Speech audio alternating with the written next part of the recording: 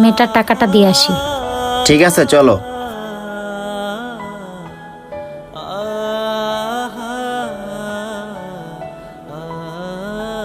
এই মামনি।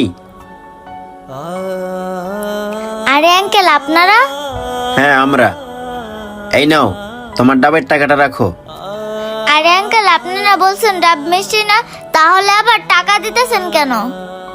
আরে না মামনি, আমরা তো তোমার সাথে মজা করে বলছিলাম যে তোমার ডাব মিষ্টি ছিল না, তোমার ডাব অনেক মিষ্টি ছিল। নাও টাকাটা রাখো।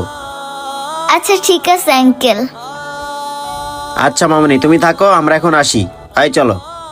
আসলে সব মানুষ এক হয় না, সমাজের কিছু মানুষ আছে যারা মজার ছলেও গরিব অসহায়দেরকে ঠকায়। আমাদের সমাজে এটা নতুন কিছু না, ছোটখাটো গরিব ব্যবসায়ীদেরকে ঠকানোর জন্য অনেকেরই নিত্যদিনের অভ্যেস হয়ে গেছে। এদেরকে না ঠকিয়ে বরঞ্চ পারলে আরো 2-4 টাকা বাড়িয়ে দিন, যাতে করে আপনাদের উসিলায় তারা 2 বেলা 2 মুঠো ডাল ভাত খেতে পারে। ভিডিওটি ভালো লাগলে অবশ্যই শেয়ার করে দিবেন। ধন্যবাদ।